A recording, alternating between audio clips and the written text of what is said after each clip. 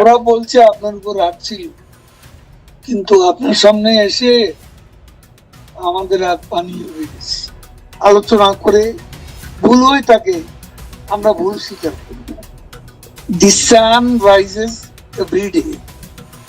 We can get out of the gutter. যদি আমরা ফিরে যাই তখন আপনার খুশি হতে পারবে। এই কণ্ঠটি ওবায়দুল কাদেরের। সম্প্রতি একটি অডিও কলেই উঠে এসেছে এই চাঞ্চল্যকর হুমকি। হ্যাঁ, দীর্ঘ 9 মাস নিখোঁজ থাকার পর এক প্রকার নাটকীয় ভঙ্গিতেই প্রকাশ্যে এলেন পতিত স্বৈরাচারী আওয়ামী লীগ সরকারের এক সময়ের শক্তিমান সাধারণ সম্পাদক ওবায়দুল কাদের। কেসারেন শেকড় থেকে শিখরে।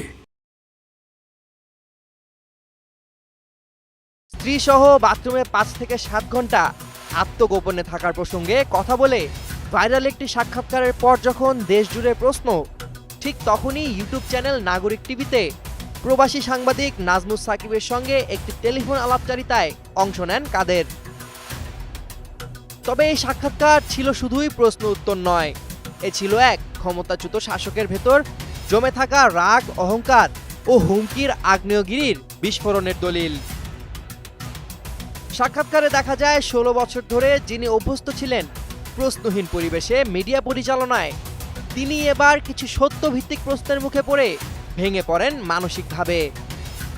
তিনি এক বিন্দু অনুশোচনা দেখাননি, বরং তিনি দৃঢ়ভাবে বিশ্বাস করেন আওয়ামী লীগ আবার ক্ষমতায় ফিরবে। শেখ হাসিনা আবার আসুন এবং শেখ হাসিনাকে আমরা চাই, এবং তারা ফিরে এসেই এমন ব্যবস্থা করবেন যেখানে যারা আজ প্রশ্ন করছেন তাদের খুঁজেও পাওয়া যাবে না। তখন আপনার খুশি হতে পারবে।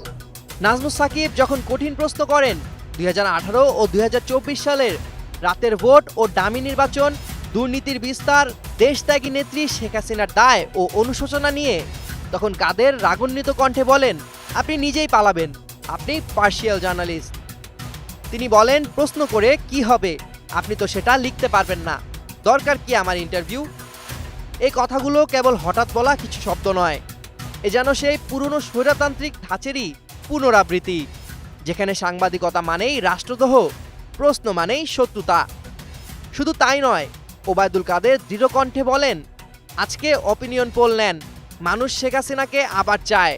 অর্থাৎ তিনি মনে করেন দেশবাসী এখনও সেই নেত্রীকে চায় যিনি নির্বাচনবিহীন শাসনের মাধ্যমে মানুষের ভোটাধিকার কেড়ে নিয়েছিলেন এবং বিপরীত মতকে দমন করেছিলেন। এমনকি যখন সাংবাদিক শেখ হাসিনার এই পলায়নকে লজ্জাজনক রাজনৈতিক অধ্যায় হিসেবে উল্লেখ করেন, তখনও কাদের বলেন, আমি সেটা মনে করি না, কারণ তাদের সেদিন প্ল্যানই ছিল তাকে কিল করবে।